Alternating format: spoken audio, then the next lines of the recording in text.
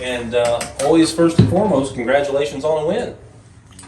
Pulled it out. I pulled it out there to see the situation with the weather, but I think both coaches would like to see a little bit better execution from different aspects of the game at different times of the game out there. I know for us, I like to see better execution there in the top of the seventh inning. That's a close ball game. We're probably still playing. Mm-hmm. So that has to be executed a lot better on some what are going to be routine plays as the year progresses. And then I think Frank's going to talk about he's going to want guys to pound the zone a little bit better. And so I think both teams have things that they would like to have to see work on to get better at. But at the same time, there are some good. We saw some guys come up with some big hits. Their first few arms threw well out there, and I thought that they had some good at bats. The Webb boy had a couple nice. I think 3 hits. I think he was a triple away from the hitting the cycle. And fortunately, we had a guy come in. Gavin threw well for that's his first start. He had an inning against Fairfield, and then an inning against Modern Day the other day. So he's had a couple short works, and then. So this is his first start. But I thought Andrew really came in and kind of dug himself a hole early, and then went out, and then really, and until we had to throw some extra pitches at the end, Andrew did a really good job out there for us. And then he continued to do it, keep pounding the zone. And hopefully, we'll keep making plays behind him, or start making plays behind him, especially there at the last inning. But we knew the strike zone, and we got a couple big hits when we needed it. And your kids hit into some bad luck, and in particular, Mick Nieberg, he lined out to the right field in the first inning. That could have been a whole different type of scenario there. And then, of course, he smoked one right back up the middle. The pitcher got a glove on it, knocked it down with the bases loaded, but he came up, got a sacrifice fly when, at the time especially, T-Town really needed it. I think did that tie it, or that give us the 1-run lead at the time? I believe it tied it. It tied it 3-3. But he did, and their defense made a couple nice plays. I think we hit into a line drive double play out. They made a nice play on the beginning of that inning. Their second baseman made a nice play, right. and so I think as the game progressed, our bats started barreling some balls up a little bit better. But it's just it's early seasons. It's still April 7th. We're almost a month into this. We're 3 or 4 weeks into this now. We want to see bats be a little bit better yet, but that's everybody. Everybody wants to see a hit every time, and see the play made every time, and a perfect pitch made every time. But you want to be able to execute that and continue to put yourself in a good position to win the field. Last inning that could have, should have gone a different way with as far as some errors there, but also plays that kept you in the game. That big play by Addis up the middle on that ground ball, that was a very difficult play, and he made it look relatively easy. I talk about his first time starting the ball game on the mound. That's also his first time playing short because Dawson Haney is out. He was sick today. Okay. And so we had to make a little change here this afternoon, and with the position we moved Austin over to third, or over to short, and then Nick's going to play third. And then whenever Gavin came out, we put Gavin at short there, and I don't know how many ground balls he's even been able to take at shortstop even during the practice time. So to be able to still make that play and make the execute a good throw home, hey, nice job. I'd like to have that. And a lot of things to be positive with about the start to the season. You're 9-1, winning games, finding ways to get that done.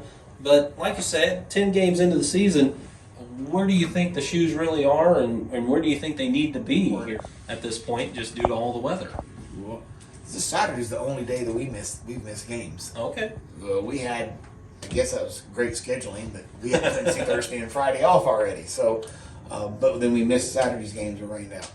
I still think we have to get better approaches at the plate, a little bit better execution at the plate, and defensive wise, which we had a little kind of a tough time at Greenville finishing out the game the same way. We had some miscues that, and then we got this one right here had some miscues that. This leads into extra pitches and leads into more opportunities for them, especially if it's a little bit closer ball game. So we were fortunate enough to be up what we were at the end. Okay. Those are the things I like to see us work on. Well, Coach, again, the Wooden Shoes come up with a win tonight. We appreciate you chatting with us and always offering your insight after the game. And we know it's been a busy day and a lot going on. We'll let you get out of here, but it's always a pleasure to come see you. And I need to wish my wife happy birthday. I can't forget to do that. So happy birthday, Susan. Has she ever had a birthday where you've been around almost this time of year? When we first got married. Yeah, maybe a time or two, huh? When we first got married, yes. Well, thank you guys. Thanks for coming out. It's We a lot appreciate warmer up here than it is out It's there. not too bad up here without the wind. That's Coach Justin Fleener, nice enough to chat with us. You finally get the game in after a little while where the kids have been anxious and hoping, and boy, you come to T-Town, you expect the battle, and your kids battled tonight, Coach. Yeah, we played well. We threw a slew of guys at them, and it was the one thing we were a little worried about is if we kind of ran into a hiccup, we just didn't have enough, especially going into conference play tomorrow. You need guys. You need guys with the 2 tomorrow for conference, and then you get another doubleheader on Saturday for conference. So, it's just unfortunate for our kids, but not making any excuses. You still got to go out and make plays. I thought we kind of put ourselves in a tough spot in that one inning after we had called time and kind of went through the situation and made sure we knew what was going on, and we got to lay on the baseball. You got to lay on the baseball, keep it in front, not let anything escalate from there. I mean, it turns out to be a 9-5 finish, but it wasn't that kind of a game through the bulk of it. And again, your pitchers did get into some jams with a few more walks than you'd like to see, but you've got kids that are getting some experience out there that they haven't had before. Yeah, we are. There's a lot of new arms that, like you said, haven't had a whole lot of varsity experience, but and oh, by the way, it's T-Town, and everybody knows. Yeah. These kids know. Yeah, they all know. Like I said, not making excuses. We got to do a better job of putting the ball over the wide of the plate and forcing guys to swing the bat. I don't know how many walks we had, especially in that one inning where we gave up 6 or 7, whatever it may be, but it's too many. I think there was a hit by pitch and 3 walks after the hit by pitch, and you just can't have that. It doesn't matter what level you're playing. Whether they're inexperienced or not, you at some point in time, you just got to get it done. You throw the bullpens, you throw the live pens, you get your opportunities in games, but at some point in time, you just got to get the job done. Late today, big home run to start the ball game out of that number 3 spot. Yeah. That gave you the 2-0 lead. Came back with another double, and oh, by the way, added a single. Yeah. He was a triple away from the cycle. Yeah, I don't know if Levy's going to get a triple. He would have to put one out there pretty good. But no, he's done a good job at the plate in the 3-hole for us. He ball in play has been hard off his bat a lot of the time. So it's good to see for a kid that's kind of dealing with some stuff right now. Haven't been able to get him on the mound yet, but hopefully at some point in time we can. And he's a trooper. He just works hard and shows up every day and just continues to work hard. Other hits up and down the order from the top spot. Andrew Wagoner got on base a couple of times. A couple of hits for Jude Traub, as well as Max Flack and Wyatt Hayes down at the bottom part of the order. Got himself a hit and an RBI, and things like that. That builds a little momentum and a little more confidence, and that's what you need to see. Yeah. For the most part, our hitters have done a really good job. I was a little disappointed in some spots today. Before I came up, I looked at the stats. I think we left 9 guys on base. The one that hurts was bases loaded, no outs, and you don't push one across. I mean, you have to find a way to get a job done there, and it's just unfortunate. I think we were almost in the middle of our lineup too. If I recall, we were either 4, 5, 6 or 5, 6, 7, somewhere around in there. But just finding ways to put balls in play, having good approach. I'm happy with where we're at. I'm 5-3. The 2 of the 3 losses, they are what they are. We played really good quality ball clubs in Oswego, and I thought the Newton loss, we just didn't throw very well.